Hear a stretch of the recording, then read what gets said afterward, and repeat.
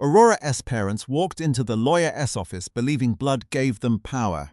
They thought they could challenge the will, claim concern for their daughter, and walk away with part of Aunt Livia S. fortune. But they had no idea Livia had prepared this exact moment. Files, adoption papers, detective reports, secret letters, and years of documented blackmail were waiting on the table. Every lie they told had already been answered. Every threat had already been blocked. And when Aurora opened the letter Livia left behind, she learned the truth that shattered everything. Her parents had not lost her. They had sold her away. I'm Lily. I'm 26, and my entire world just shattered. Yesterday, I inherited an empire. My grandfather Edward left me everything, $50 million, his sprawling Chicago penthouse, and his entire real estate development company. I was just trying to breathe through the grief when they appeared. My parents. The same two people who ghosted me a decade ago. They smiled at me like nothing happened. "We're here to help you through this," my mother said.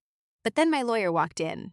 The moment they saw him, their smiles died, and they looked like they'd seen a ghost. To get why this is so crazy, you have to go back with me. Back to when I was 16 and life was supposed to be simple. Back then, my mother was my whole world. My dad died when I was little, so it was always just the two of us. She was a curator at a small art gallery, and while we never had much money, we had each other. Our life was all museums on Saturdays and street art in the summer. Our apartment always smelled like paint thinner and creativity. But I was just a kid. I didn't see the warning signs. The hushed fights over maxed out credit cards. The investors she was always having late dinners with. The pricey gifts for her new artist boyfriend, Julian, that showed up while our own kitchen cupboards were bare.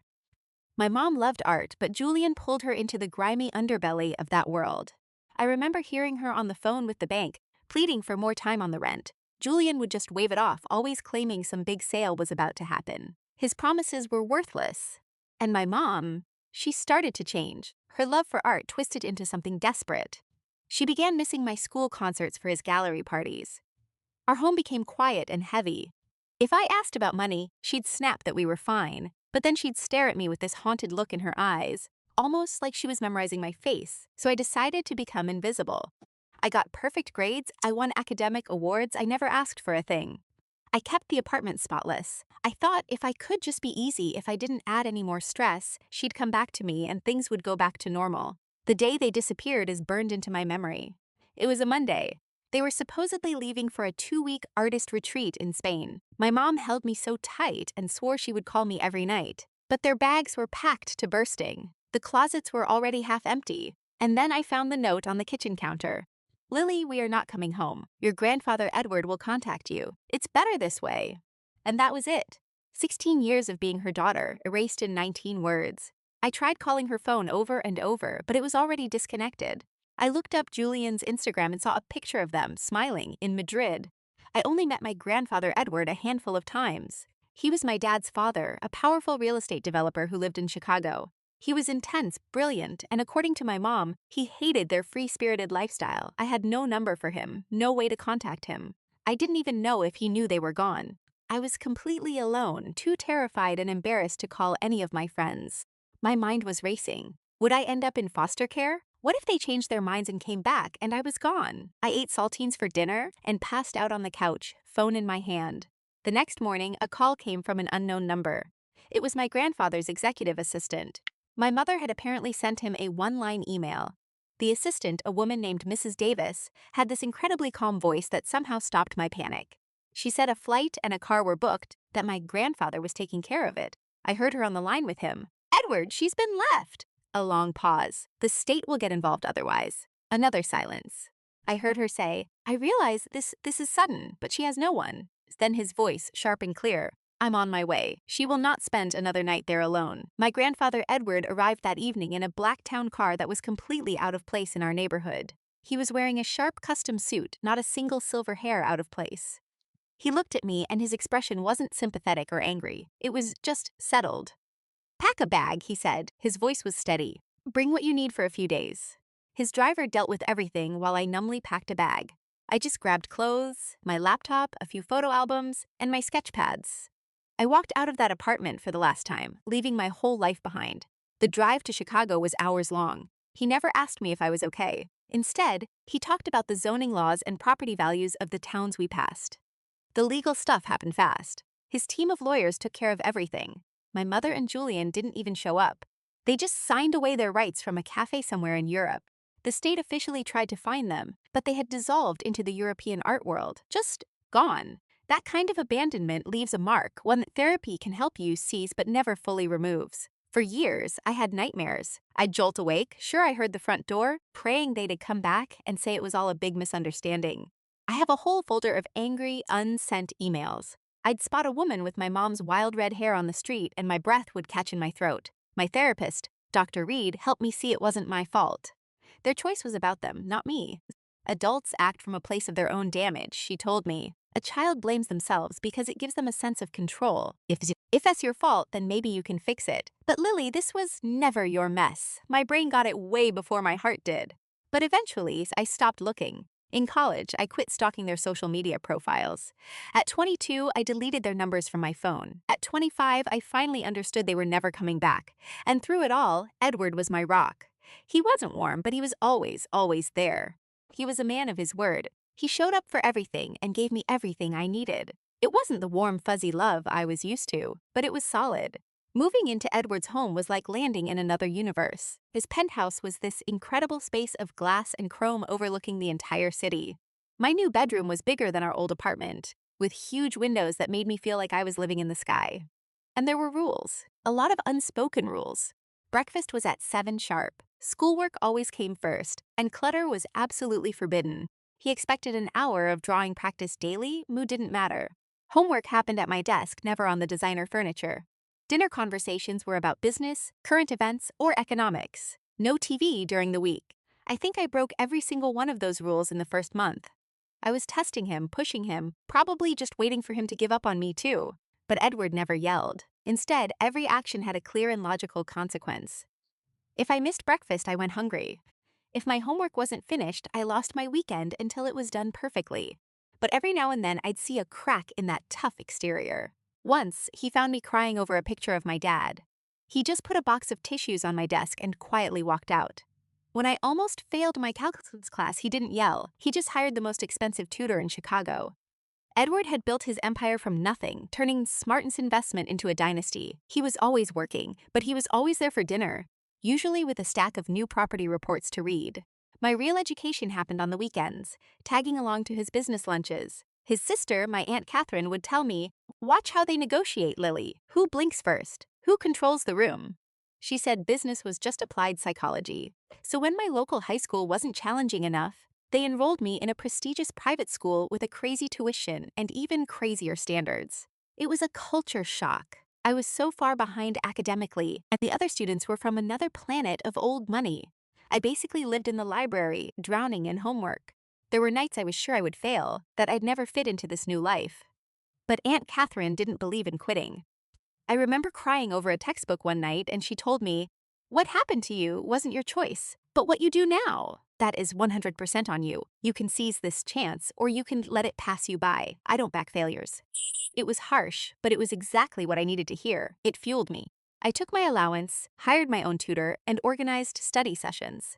By my junior year, I had fought my way onto the honor roll. Then college applications hit a whole different kind of pressure. I wanted to stay local, go to the state university with my friends, but my grandfather, Arthur, insisted on the Ivy League. "Your friends are thinking about parties," he'd lecture. "You need to be thinking about your entire future." That argument was the worst we ever had. I screamed that he was controlling my life. He fired back that I was wasting my potential out of fear. "I never asked to be your project," I shouted. "And I never asked to be your guardian," I said, his voice like ice. "But here we are. I am giving you the future your parents threw away." His words stopped me cold. And in that quiet moment, he did something shocking. He told me about my father. "Your dad was brilliant," he said, his voice low. "A natural engineer. But he had no discipline, no drive. He wanted the reward without the work." He explained how my father chased one get-rich-quick scheme after another, while my mother just enabled him. They were smart, but they were weak. "I will not let that weakness take root in you."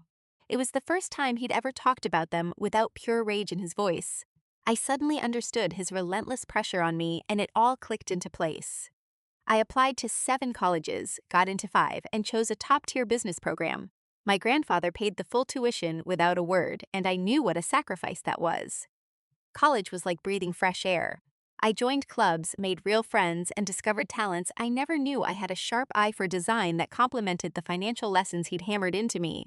I spent my summers interning at his company, learning everything from logistics to charming clients over dinner.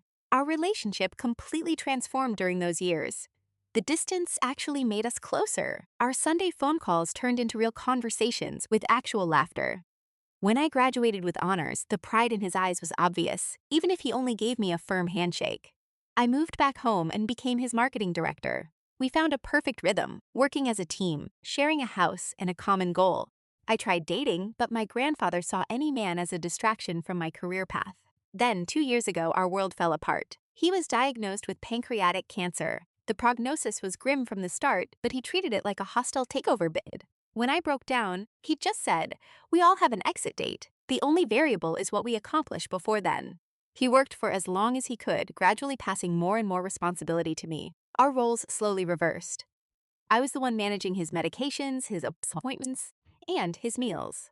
In his last few months, gentleness I'd never seen before came through. One night, as I helped him to bed, he gripped my hand. "You were the child I always wished I'd had," he whispered. "Taking you in was the best investment I ever made." He passed away in his sleep 8 months later. The funeral was small, mostly colleagues from the company. Standing there at his grave, it hit me that I'd just lost the only parent I ever really had. The grief was a physical weight. The house was suddenly a silent, empty cavern. I kept listening for his footsteps or finding articles I wanted to show him. I poured everything into the business, running it exactly as he would have. It was how I honored him. I was certain I would never see my biological parents again until the will was read. 3 weeks after the funeral, a letter arrived from Mr. Sterling, his lawyer for 30 years. The reading was Tuesday at 10 a.m., and all interested parties were to be present. I figured that just meant me and a few charities. Sterling was an old-school lawyer. All white hair and spectacles, he peered over instead of through. His office was a time capsule of leather and old books, dominated by a desk that had probably changed hundreds of lives.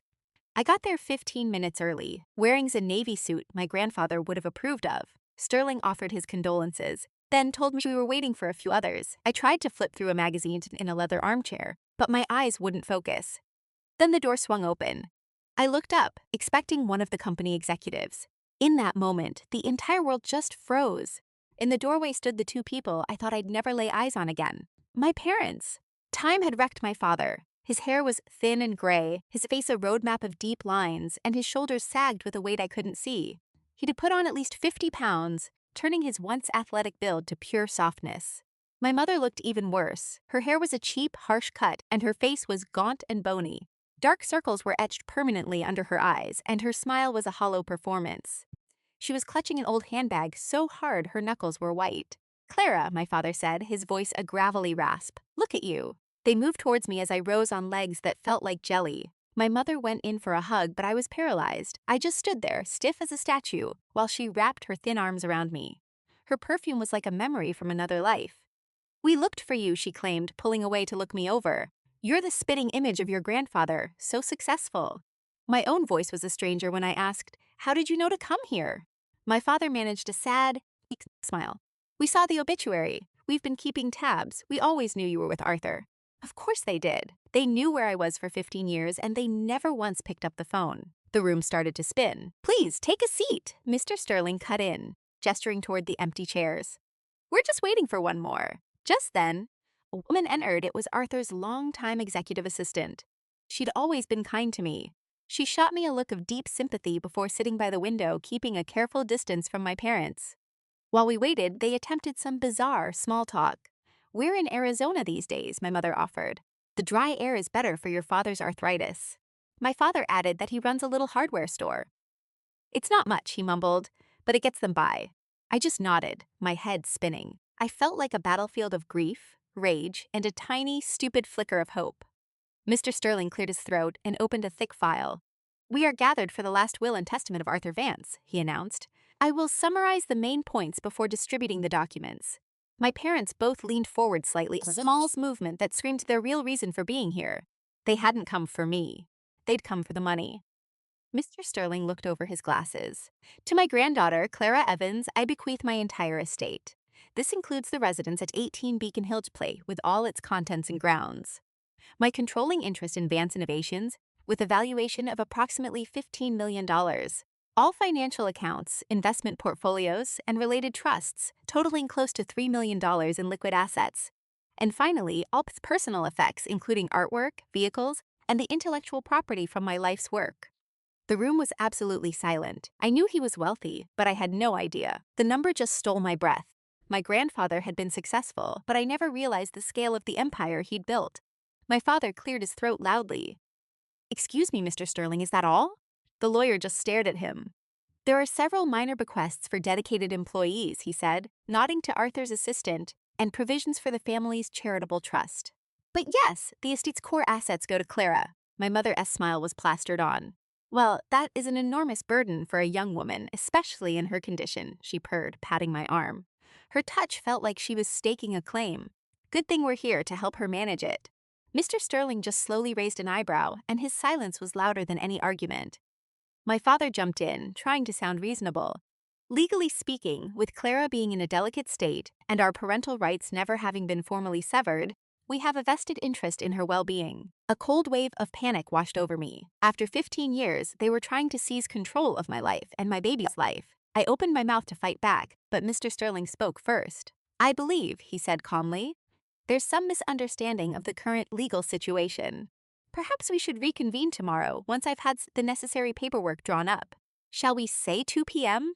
My parents shot each other a look before my father agreed. "That works for us. We're staying at the Fairmont. We could do lunch first, Clara, to really catch up." Before I could even process that, Mr. Sterling was on his feet. "If you'll excuse us, I have urgent and confidential matters to discuss with my client." My parents looked like they wanted to argue, but they stood. "We'll see you tomorrow, sweetie," my mother said, forcing another hug on me. "We have so much to discuss." As they left, my father pressed a business card into my hand. "Call me," she said, her smile not reaching her eyes. "Day or night. We have so much to discuss." The door to the conference room clicked shut, and I sank into the leather chair, my hands shaking. "Does she have any real claim, Mr. Sterling?" I whispered. The lawyer's face was a mask of professional sympathy. "You need to prepare for a very difficult fight, Chloe." He sighed. "Your husband anticipated this, but I need time to access the provisions he made." Mark's longtime assistant, Maria, squeezed my shoulder before she left. "Mark was a brilliant man," she said softly. "Trust that he would never have left you and the baby unprotected." I left the office in a daze, ignoring my sister's calls. The perfect life I had built with my husband had just been revealed as a lie. But instead of anger, all I felt was a cold, hollow shock. Against Mr. Sterling's advice, I agreed to meet her for a drink that evening. Some broken part of me just had to hear the story from her lips. I picked a neutral spot, a quiet hotel bar Mark and I had never been to. She was already in a booth when I arrived, looking elegant and composed, and she stood to greet me with a practiced grace. She had already ordered a glass of scotch for herself. "Mark's favorite," she said, gesturing to the empty seat. "I figured you might want one too." "I'm pregnant, I'm not drinking," I replied, ordering a sparkling water. It was a small line to draw, but it felt crucial to show her I wasn't just some fragile victim. The first few minutes were filled with a tense, awkward silence. She asked about the baby, about my health, about the funeral. I gave one-word answers, studying her face for some sign of remorse. "We owe you the truth, Chloe," she finally said, her manicured hand reaching across the table. I kept mine on my glass. "What Mark and I had, it was real. He was in a terrible, lonely place in his marriage," she continued. "He'd lost himself. He felt trapped. We were building a life," I said quietly. "We were happy." Her face softened with something that looked like pity. "He had his life with you. He had his real life with me." "You were his escape," I countered, my voice low. "I was his future," she insisted. "He got help. We were in therapy together. He was finally learning to be honest about what he wanted."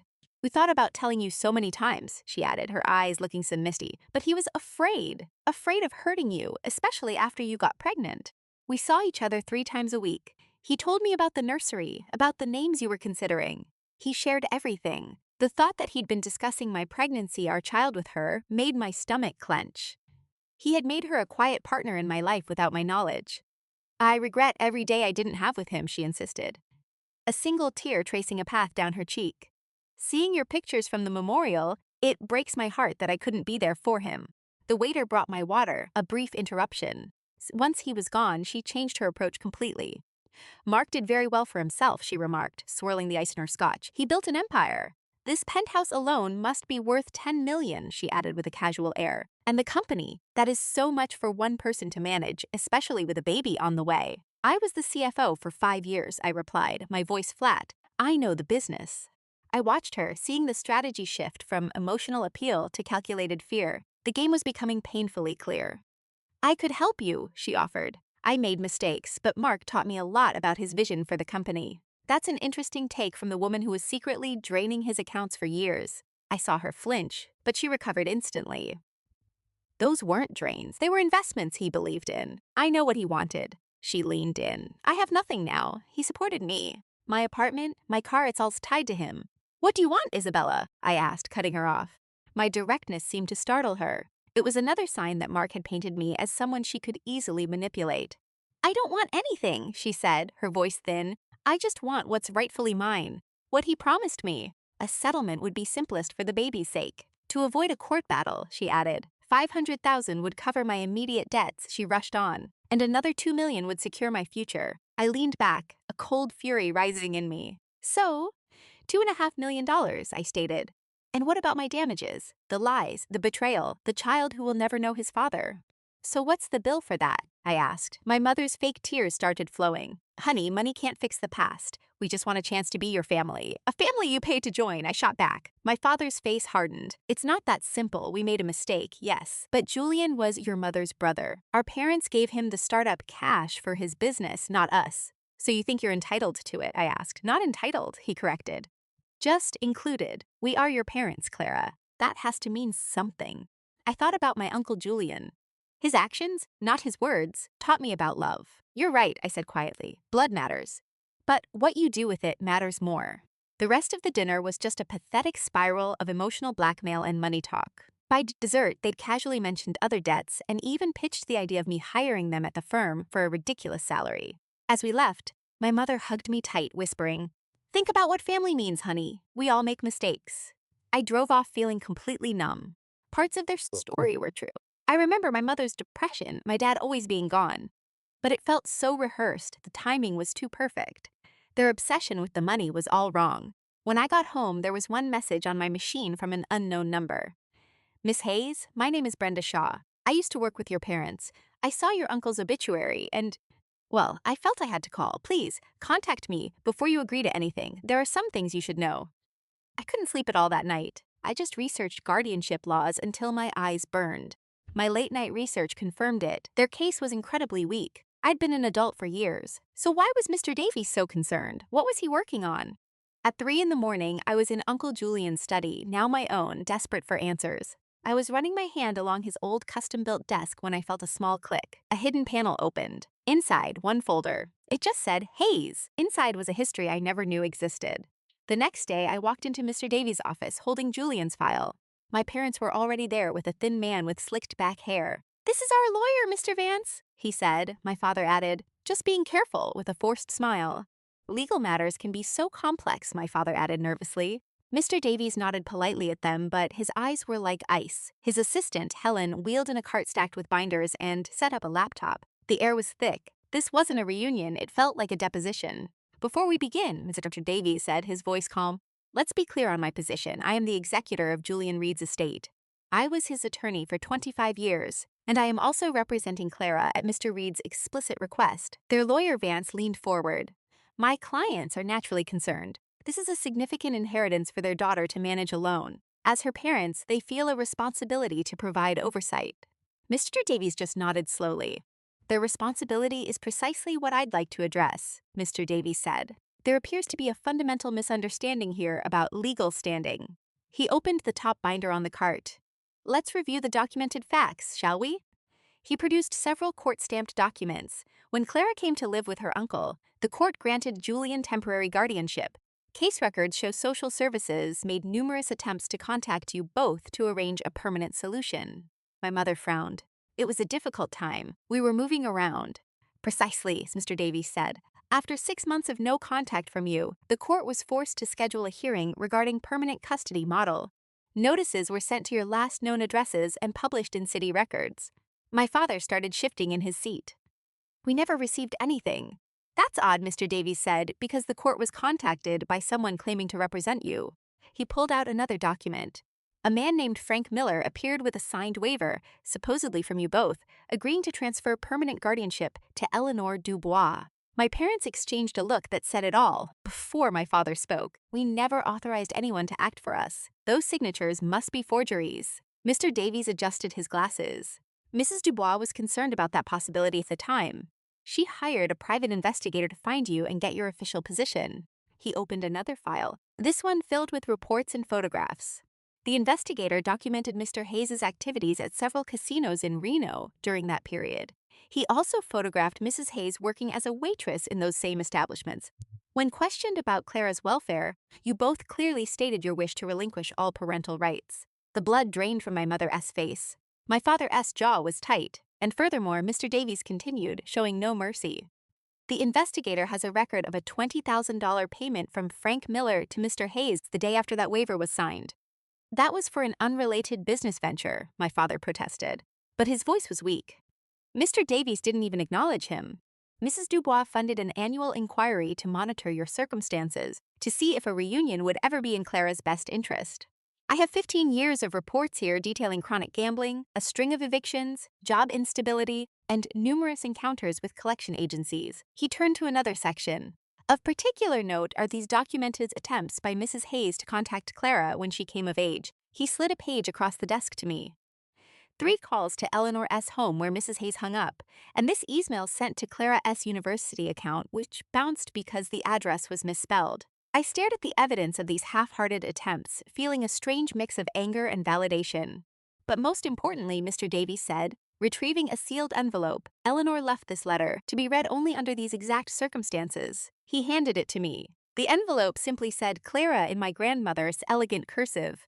Perhaps you'd like some privacy to read this, Mr. Davies suggested. I just shook my head, broke the seal, and unfolded the letter filled with her familiar handwriting. My dearest Clara, I read aloud, my voice surprisingly firm. If you're reading this, it means I'm gone, and your parents have made a sudden return.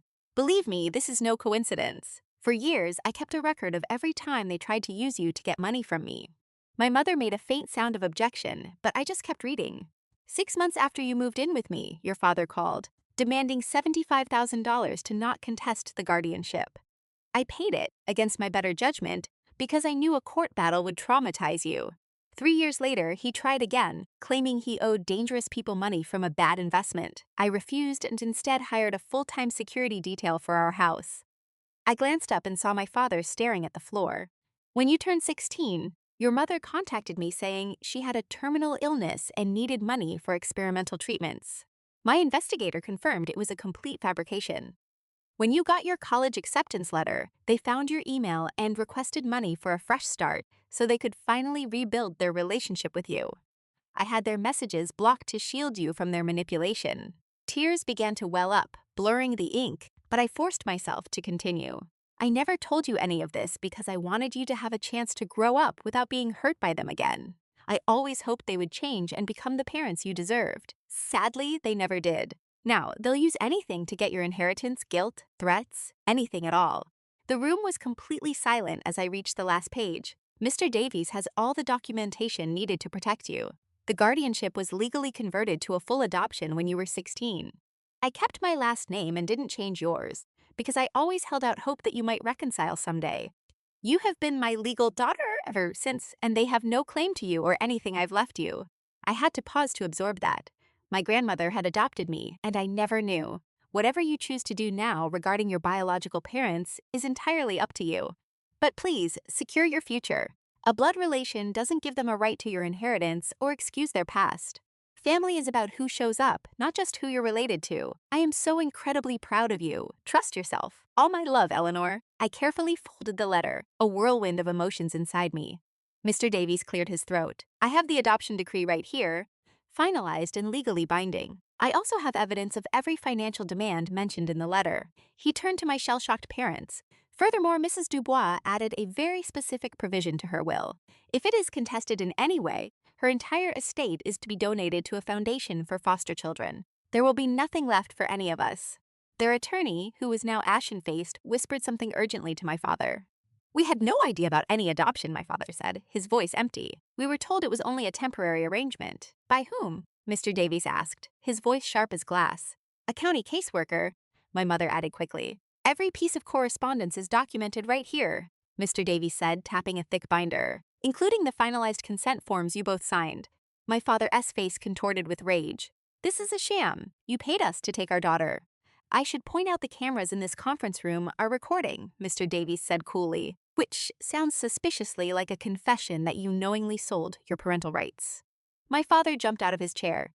This is not over. We have rights, Dad, I said, the word feeling foreign on my tongue. I found Eleanor's personal files last night. I know about the other families, too. His eyes widened slightly. What other families? The Millers in Austin, the Garcias in Phoenix, and at least 3 other families you found. All of them distant relatives of newly deceased, wealthy individuals. It looks like you've built a whole business around abandoning a child, then showing up years later to claim a piece of their inheritance. My mother began to cry, but this time it looked real. That's not true.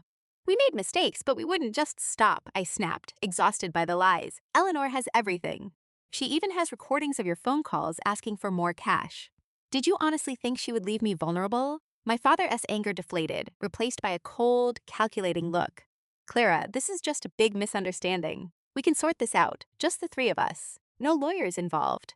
I think we are finished here, I said, rising from my chair. Mr. Davies, is there anything else I need to do today? No, he replied. The estate is yours. Your parents have no legal ground to challenge the will or the adoption. Then I want them out of here. Clara, please, my mother pleaded. Let us just explain. 15 years, I said, my voice low. You had 15 years to explain. You waited until my grandmother died. That explains everything. Mr. Davies touched a button on his phone, and 2 security guards entered the room. These gentlemen will escort you out, he informed my parents. All further communication with Miss Dubois will go through this office. You can do this to us, my father yelled, his face turning purple with rage. She's our daughter. No, I said, looking right at him. I was your daughter, now I'm Eleanor's, and she taught me to understand my own worth. As the guards led them away, my mother looked back at me. You re not the girl we raised. You gave birth to me, I answered, but Eleanor gave me a life. She protected me from people who think love can be bought and sold. Once they were gone, the strength left my body and I collapsed into a chair. Mr. Davies pulled a chair up next to me, away from the formality of his desk. You should also know, he said gently, that I am your godfather. Eleanor asked me to be, right after the adoption was finalized. I promised her I would always watch out for you, especially after she was gone. This unexpected link to my grandmother opened a new flood of tears. Why did not she ever tell me I was adopted? She was afraid you would feel like she was trying to erase them, rather than simply trying to protect you. She wanted you to be free to decide what family meant for yourself. I admitted that she'd been more of a parent to me than anyone, just by always being there. Mr. Davies just nodded, understanding completely. We can file a restraining order if you wish. Given their history and their clear financial motivation, a judge is very likely to approve it. Yes, I said without hesitation. I think that's exactly what we should do. Leaving his office, I felt drained, but also lighter than I had in years. The childhood fantasy of my parents returning for me had finally happened. It was a nightmare, but it was one Eleanor had armed me for. She had saved me one final time. But even with the order in process, they appeared at Eleanor's house, my house, that same evening.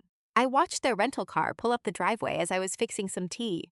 For a moment, I wanted to hide, but a new resolve had settled in me. I had to finish this. They leaned on the buzzer until I finally swung the door open, using my body to block the entrance. You can't be here, I said, my voice firm. A restraining order is being filed tomorrow. We are still your parents, my father yelled, his cultured facade cracking. You owe us a discussion without your lawyers. I don't owe you anything, I replied coolly, but I'll give you 3 minutes to say what you came to say. Then you leave, or I'm calling the Boston police. My mother shouldered past me, her eyes devouring the priceless art on the walls. We just want to understand why you're shutting us out, she pleaded. We made a horrible mistake, and we're here to fix it. By trying to claim my inheritance, I asked. That's a strange way to make things right. My father pushed his ways inside, ignoring me completely. That woman turned you against us, he spat. Eleanor was always jealous of my talent. She just used you to get back at me. Eleanor saved me, I snapped back. She gave me a home, an education, and a belief in myself. She taught me that love is an action, not just a pretty word in a novel. We loved you, my mother insisted. We were lost. Your father's failures, my anxiety, we were broken. We needed compassion, not judgment. I was 12 years old, I reminded her, my voice finally cracking. I needed parents, not characters in a tragedy. Do you have any idea what it's like to wake up one morning and find you've just been deleted from your parents' lives? To wait by the phone for weeks? To search the tiny apartment for a goodbye note, any reason at all? My father looked down at the antique rug, unable to meet my eyes. I checked the mail every single day for a year, I continued, the words I had choked on for a decade finally spilling out.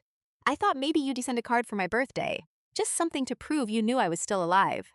We thought about you constantly, my mother sobbed, tears streaming down her face. Thinking isn't doing, I replied.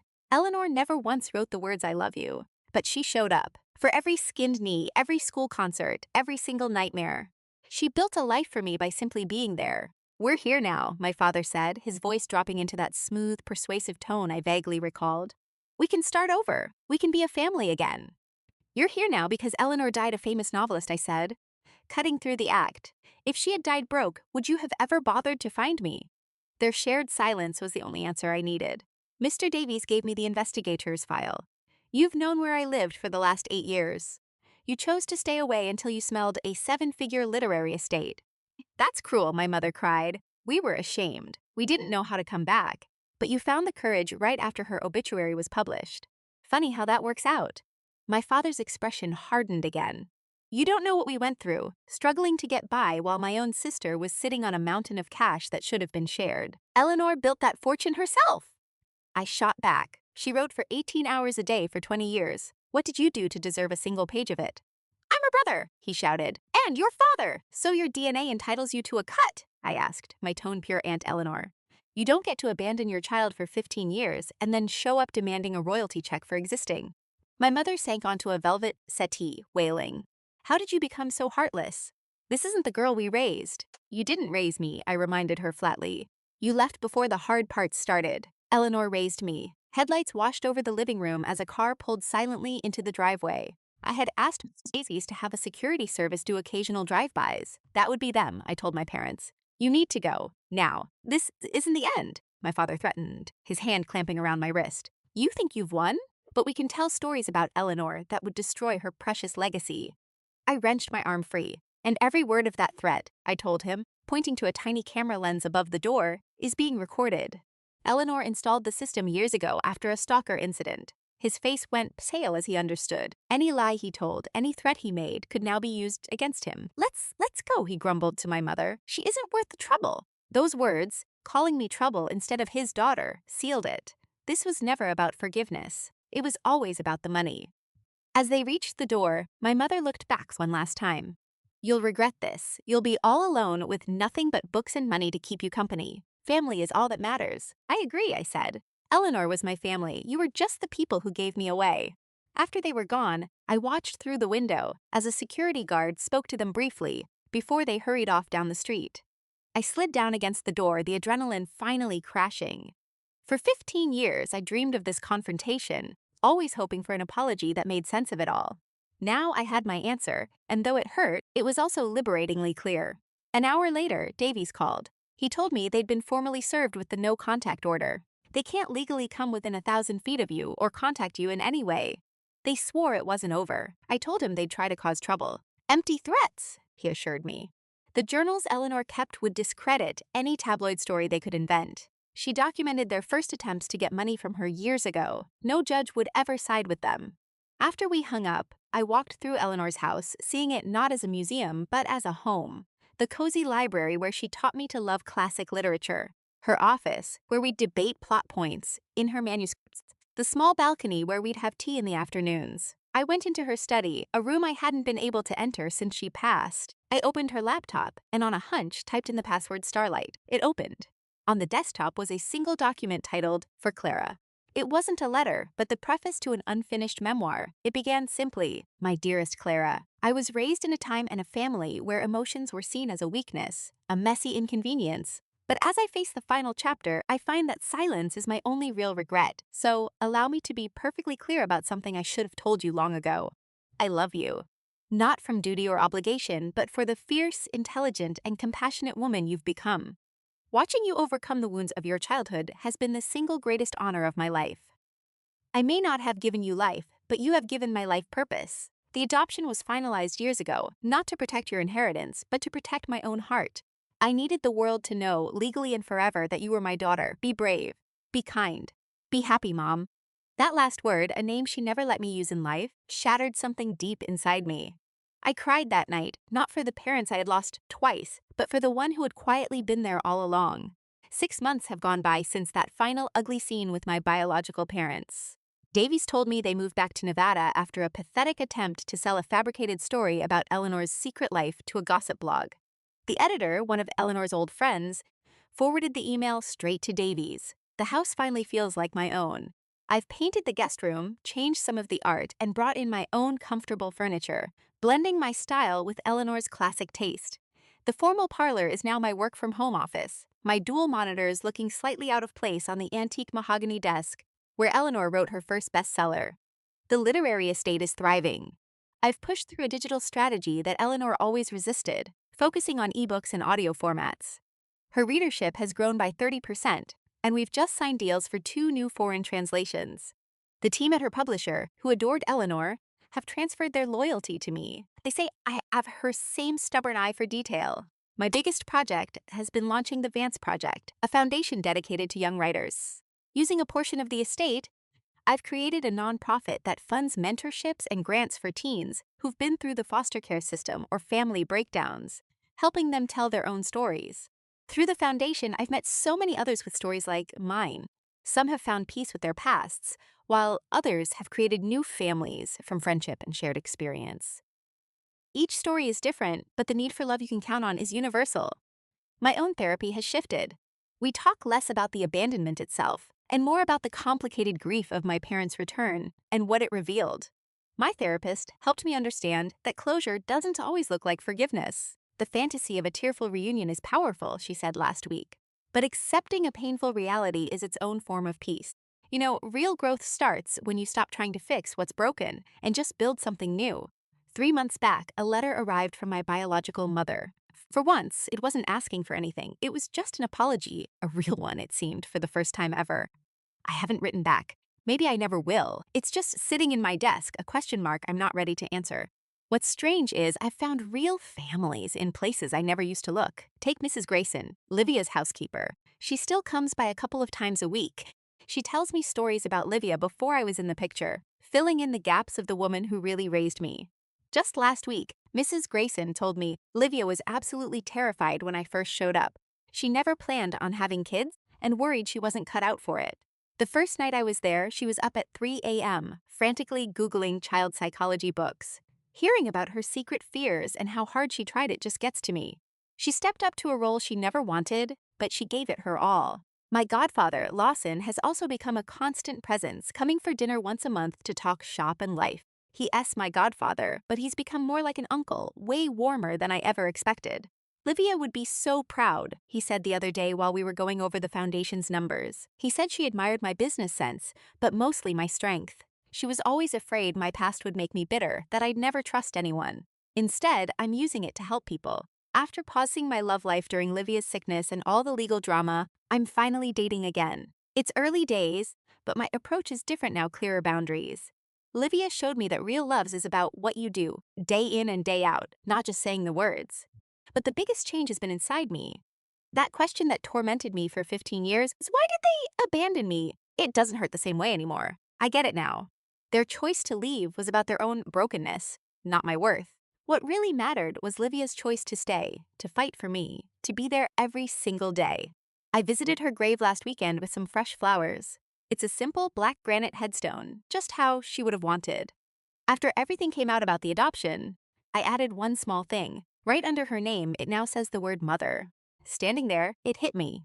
Family has nothing to do with blood ties or paperwork. It's about 1,000 tiny decisions made every day. Who shows up for you? Who sticks around when things get tough? Who gives you safety instead of drama? Livia taught me that real wealth was never about money. True richness comes from your character, from keeping your word, and from earning trust one day at a time. That's the legacy she left me. It wasn't stocks and real estate.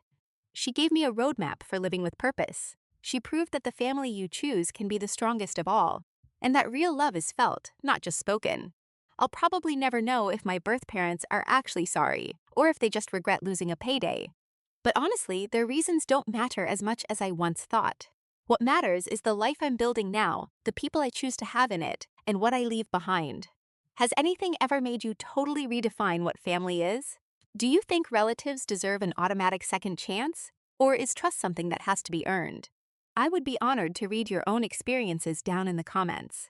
And if this story resonated with you, please hit that like button and subscribe for more real stories. If you have a friend who's dealing with difficult family stuff, maybe share this video. It could be something they need to hear today. Thanks for listening to my story. And never forget, the family you build is often the family that makes you whole.